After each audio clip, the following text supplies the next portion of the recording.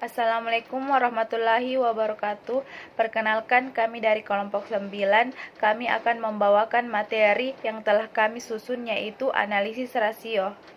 Assalamualaikum warahmatullahi wabarakatuh.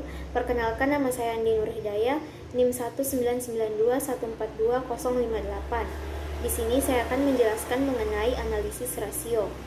Yang pertama, pengertian rasio keuangan.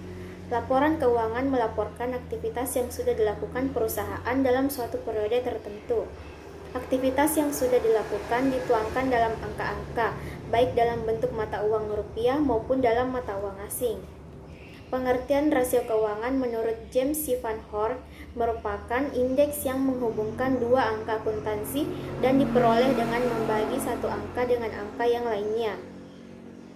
Rasio keuangan digunakan untuk mengevaluasi kondisi keuangan dan kinerja perusahaan. Dari hasil rasio keuangan ini akan terlihat kondisi kesehatan perusahaan yang bersangkutan. Jadi, rasio keuangan merupakan kegiatan membandingkan angka-angka yang ada dalam laporan keuangan dengan cara membagi satu angka dengan angka lainnya.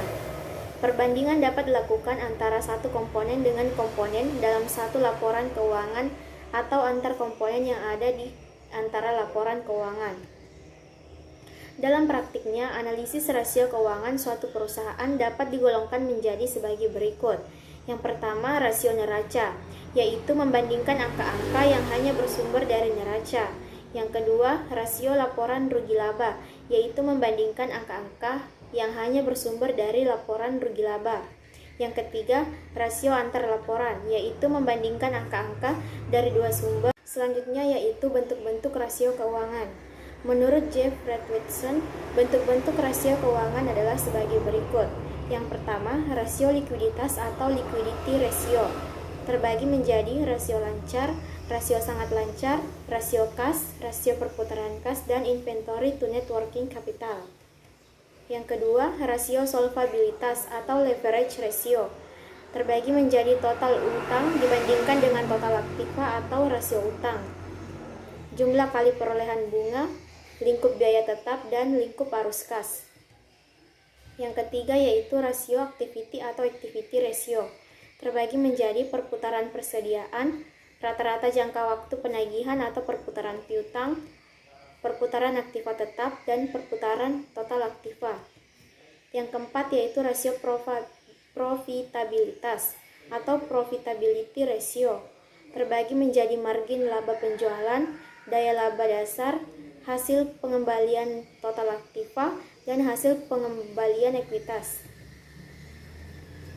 Yang kelima yaitu rasio pertumbuhan atau growth ratio, merupakan rasio yang menggambarkan kemampuan perusahaan mempertahankan posisi ekonominya di tengah pertumbuhan perekonomian dan sektor usahanya, terbagi menjadi pertumbuhan penjualan, pertumbuhan laba bersih, pertumbuhan pendapatan per saham, pertumbuhan dividen per saham. Yang keenam yaitu rasio penilaian atau valuation ratio. Kelemahan analisis rasio.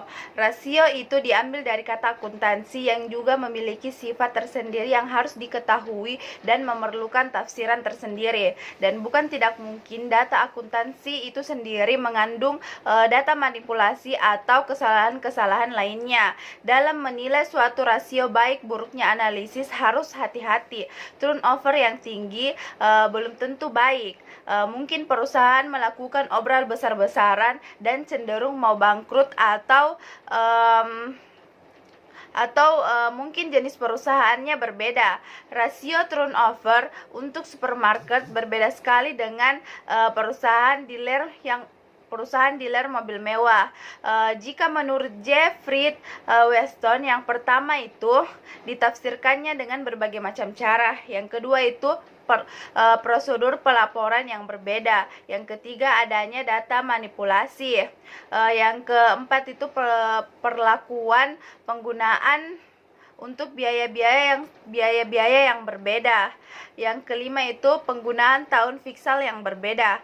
Yang keenam, pengaruh musim mengakibatkan rasio komparatif. Dan yang terakhir, kesamaan Kesamaan rasio keuangan yang telah dibuat dengan standar industri belum tentu menjamin. Baik, saya akan melanjutkan materi rasio likuiditas.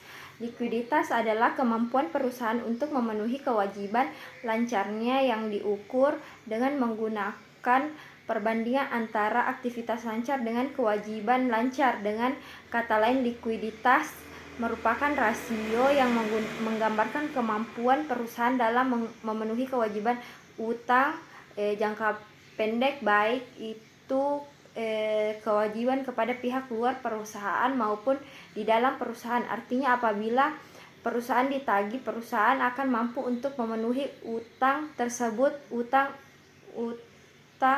terutama utang yang sudah jatuh tempo.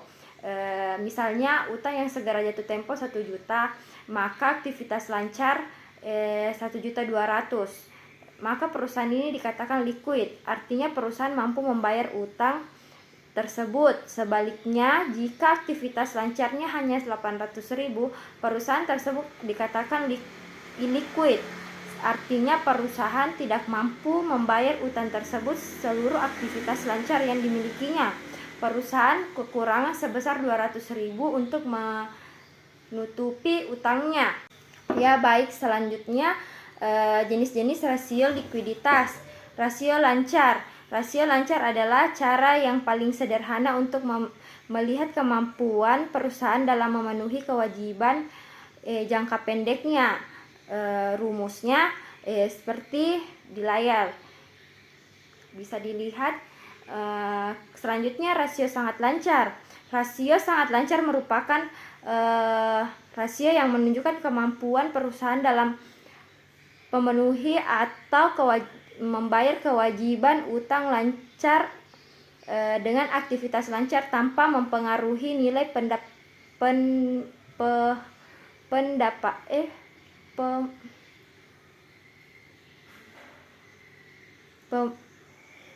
persediaan. Artinya nilai persediaan kita akan dengan cara dikurangi dari nilai total aktivitas lancar. Rumusnya seperti di layar. Rasio kas. Rasio kas merupakan alat yang digunakan untuk mengukur seberapa besar uang kas yang tersedia untuk membayar utang. Ketersediaan uang kas dapat dilihat dari tersedianya dana kas atau setara dengan kas seperti rekening gira atau tabungan bank. Rumusnya quick ratio sama dengan kas ditambah bank dibagi dengan utang lancar. Selanjutnya rasio perputaran kas. Menurut James O. Gill, rasio ini berfungsi untuk mengukur tingkat kecukupan modal kerja usaha yang dibutuhkan untuk membayar tagihan dan membiayai penjualan. Artinya, rasio ini digunakan untuk mengukur tingkat ketersediaan kas untuk membayar tagihan utang dan biaya-biaya berkaitan dengan penjualan. Rumusnya yaitu rasio perputaran kas sama dengan penjualan bersih dibagi modal kerja bersih. Yang terakhir, inventory not working capital.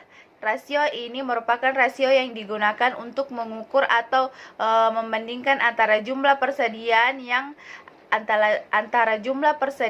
ada dengan modal perusahaan. Modal kerja tersebut terdiri dari penggunaan